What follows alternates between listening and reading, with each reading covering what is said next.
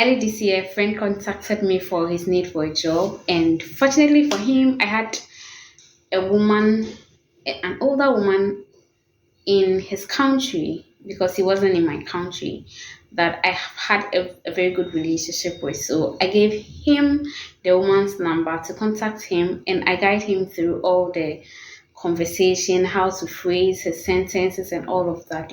As youth, we don't really groom ourselves about what we say. You ask someone, how are you? They say normal. What is normal? Especially when you are talking to somebody of that caliber. So I had to try and guide him through all of this. And later, fortunately for him, he was able to get to a point of discussing the salary and then the working conditions with the woman. And the woman came back to me to verify him, and I'm like, yes, I'm the one who gave him her contact. And from that time till today, as I am speaking to you, I don't even know whether the guy had a job or not. Like from that last one that he said that he will contact the woman for a discussion of a salary that evening, from that evening. So now, like 4 months back, nothing about the guy. He hasn't come to tell me anything, whether he got a job. And he sees my status. And sometimes it's funny to me. I'm like, what did I do wrong? What happened? I don't know. Like, I just can't bring myself to it. So this is a friend. And I can't also ask the woman because it would signal something. And this is a friend. So how much more a mentor? And this brings me to this video that I am doing today. 5 wisdom for mentees. If you are coming back subscriber, thank you so much for always coming back to watch my video. I do really, really appreciate you. Thank you. If you are new to this channel, this is Personal Grooming with Grace, and on this channel, what we do is to learn virtue, skills, and knowledge that will help us to grow and groom ourselves and fit into every community we find ourselves. You wouldn't want to leave here without subscribing. I'll just give you some seconds to subscribe, and then I will be right back.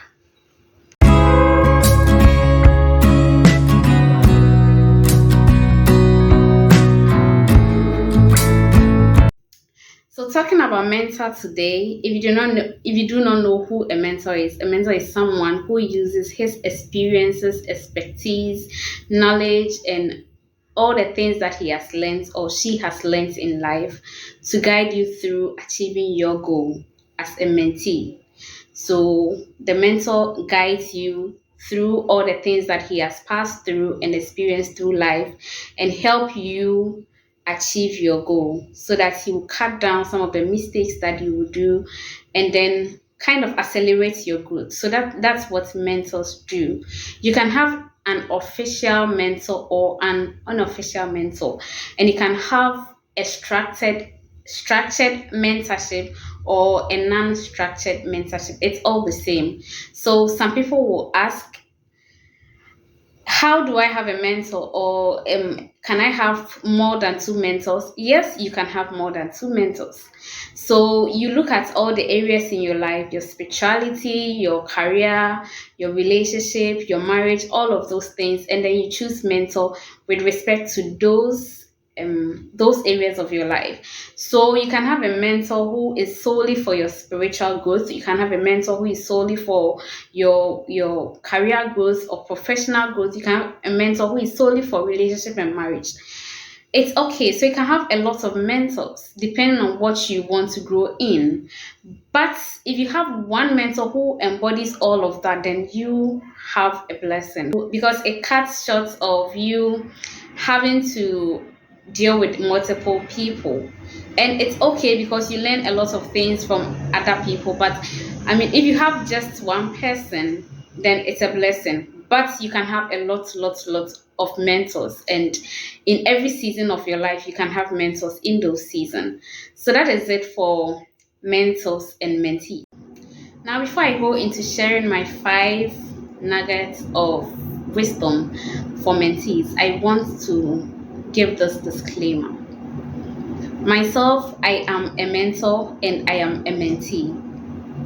And I am not doing this video solely for my mentees.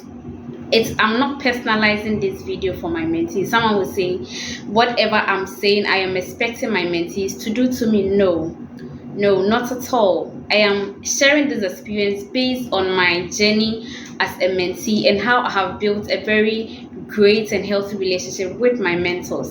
And that is the basis on which I am doing this video. So no mentee of mine should personalize this video, not at all. The mentorship I am doing it's a divine assignment I received from God, and I am by no means trying to get something from anybody or not. So don't refer what I say to, don't connect it to our relationship, not at all. I am doing this because it is God's assignment to me, and I by no means stand to gain anything from any of my mentees. So there's a disclaimer I want to sound, and on this basis, let's go right into the 5 nuggets I have for mentees so that you can build a very healthy relationship with your mentor. Nugget number 1: add your mentors to your unoffendable list. Unoffendable. Add them to your unoffendable list. Let nothing your mentor do offend you. That's the number 1 I want you to know. Don't get offended by anything, no matter what he or she does. Never let it offend you. Never let it offend you. He can, or he or she, let me be using he, permit me to be using he, or if I remember I'll add a she, but permit me if I keep using he in this video. But he can offend you. He can reply your emails or your messages after 10 days, after 2 weeks. Never let it offend you, because until you be in their shoes, you will never understand why they do what they do.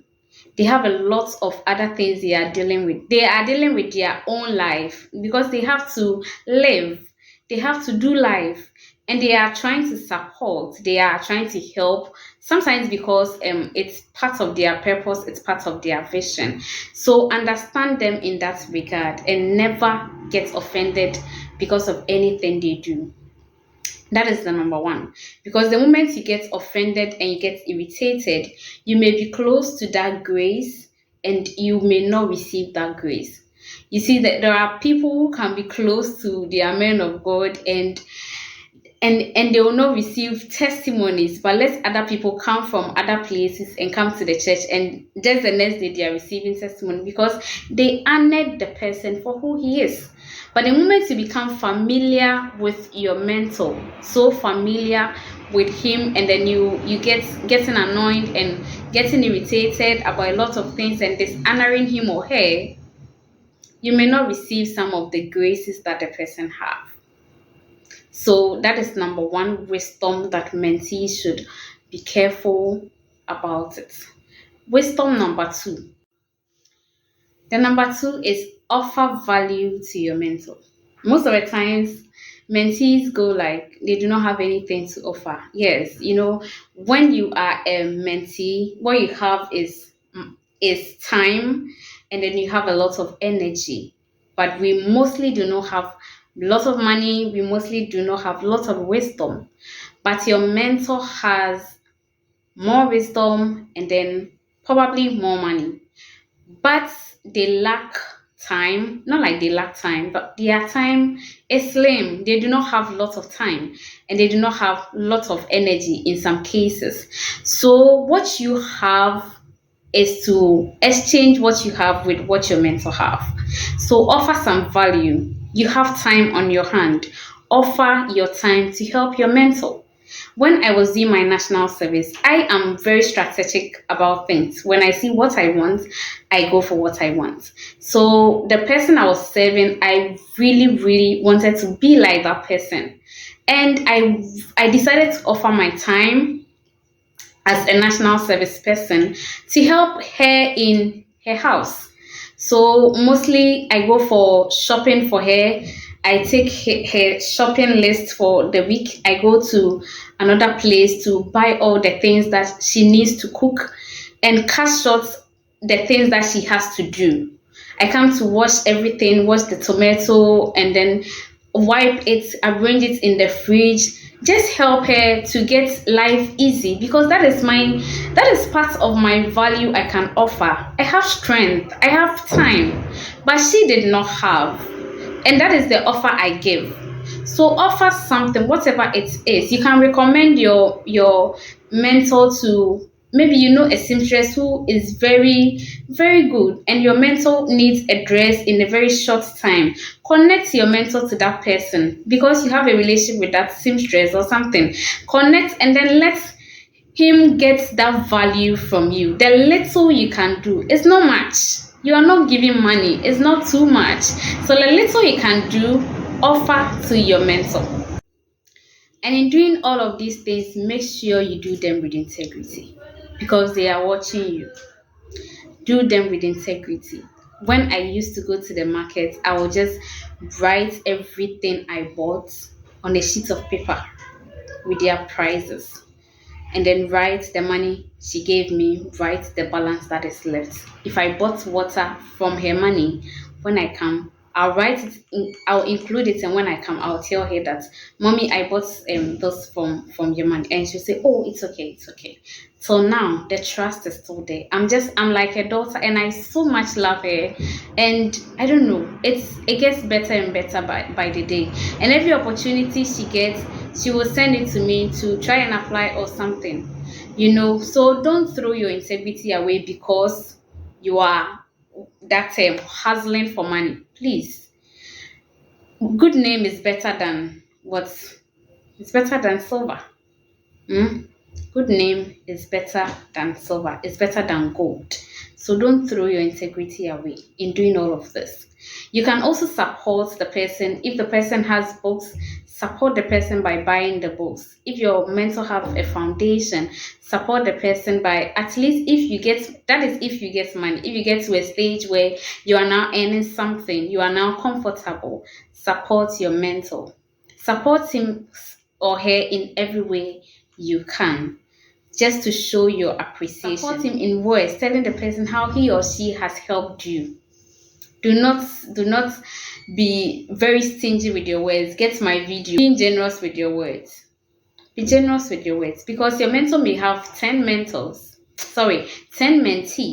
but not all of them will come back to say thank you. Just like the 10 lepers Jesus healed. Not all of them will come back. But if you go back, then you are standing out. And your results will obviously not be like the other 9. So always try as much as possible to offer value, whether in your words, whatever it is. Let your mentor know that you are trying as much as you can to offer value. When I started my PhD and I came here, like 2 months, I realized that my mentor wasn't sending me some of the things she mostly sent me to do for her, some of the research and all the other things. So I had to test her and say that, Mommy, if you have anything I can do for you, especially when you are giving presentations and you need research to be done for you to present and all of that, I am available. And she said, Oh my dear, thank you. A week after, then she sent it. Do you know why? Because she figured out that I have started PhD that is very demanding, so she didn't want to worry me. But I also wanted to still remain valuable, not like I've gotten my own to do and I have neglected her. No, because as I'm here, I go for buffets, I go for trips, I have my own time I enjoy. So the same way I can manage my time and offer service. So please try as much as possible to offer help, offer value, no matter how little. Wisdom number. The third one I want to talk about is practicing commitment and faithfulness. Why do I say faithfulness? Faithfulness because some of your mentees may have weaknesses. I mean, all of us have weaknesses in one way or the other. It depends on how you look at it. But some of the weakness is someone's actually strength. But depending on how you look at it, you will know that everyone has some weaknesses, but it's your duty to be committed and faithful to your mentor. Because these people often open their homes to us. My mentor gave me her home to stay when I was in my master's. I stayed with her for 3 years. Someone he did not know me from Adam. I just helped during national service as her national service personnel. And from there, I became like a daughter she never had. I stayed with her for 3 years before I had to leave to another city, you know. And opening your home to someone you do not know, it's risky depending on who the person is. But the moment you come close or into the inner circle of your mentor, try as much as possible to protect her, to be committed to her, to be faithful to her. If it becomes otherwise, then it looks like he has exposed herself and he has become vulnerable. But you have that singular, um, singular duty to protect your mentor, to be faithful to your mentor, to be protecting your mentor, because your mentor may have enemies, and sometimes they want to throw things in your mind and then make you the mediator of that war kind of thing. I experienced it, but you have to be very wise and protect your mentors. If you don't like them, please get out of their life. Just get out of here, but you don't get into their space wanting them to help you and then you causing them damage and causing them losses and destroying families. No. I don't even know what to say again. Let's go to number 4. The fourth one you have to know is never forget to greet and update. This is something a lot of mentees do not do. I mean, as soon as they get what they want and they get some big win, and I mean, they are also comfortable, they just think that, I mean, I'm on my own, so forget about yourself. My mentor has expired. No. Because they helped you and contributed to your journey, try as much as possible to stay in touch, update them, and greet them. I call it greet and update. Whenever I'm sending the email, that's how I subject it. Greetings and updates. Greetings and updates. Because I know that they have been part of my journey.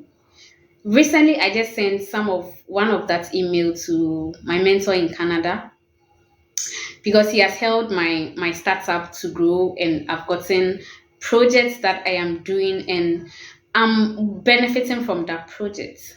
So I have to update. I don't know whether he knows that I got that project, because I've been working on it for like 2 years and I did not tell him that I am working on it. But he sent me the application to apply and all of that. It has been a very long journey. So when I got the project, then I had to update that I applied for this task and I got it and we are starting and that, and I am fine and I am this and I am that, I have to update, greet and update. Always greet and update. Even if you are doing it yearly, 2 years, 2 years, 5 years, 5 years, it's okay. But at least let them know where you are going. When I was relocating to start my PhD, I called almost all my mentors to tell them that I am coming here, although they did not know anything about my application, nothing. They don't know, but it doesn't matter. Just update them that Prof, please, I am going here to study, blah blah blah. I've gotten this, I'll be leaving this. It doesn't take anything from you, and this is wisdom. Just update them so that at least they know your whereabouts and they know whatever they can do to help you. And sometimes it makes your thoughts feel fresh in their mind. At least give them that honor of greeting and updating them. So that's the fourth one. And the last one I want to talk about is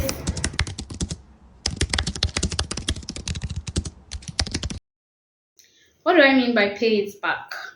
Pay it back means go back to him and thank him with something, with a little you have, whatever it is that you have. Just thank him and honor him for all the time that he has spent to, guide you through your goals, guide you through your vision and all of that. Thank him with words, sometimes with words. Letter is not outmoded. You can write letter expressing how grateful you are. Thank him with an email or pay it back to his or her loved one, her granddaughter. You can just buy something for them, her husband, her children, whoever that you can bring joy to the person and then it will affect her. Pay it back to them and then pay it forward. Paying it forward means that passing on whatever you have received to another person. Freely have you received, freely should you give. So you pass it on to another person. Show that same kindness to another upcoming young lady, upcoming young man who also need that guidance, because now you know. And so you can teach other people. So those are the 5 nuggets I want to share with you today, and I hope that you would be very intentional in practicing these things in your relationship with your mentors. And if you really do, trust me, it will yield results, incredible results that you will not really, I don't know, it will yield results. And you will know that you are really having a very great relationship with your mentor. And remember, relationship is a social currency. Things that money cannot buy, relationship can buy. So let's not throw our relationship away or treat it anyhow, but let's be very strategic about it and let's be very wise about it. And I pray that God will help us, that we will all have very fantastic relationship with our mentors and our mentees. On this note, if you have not subscribed, please do well to subscribe, and I will see you in my next video. Bye for now.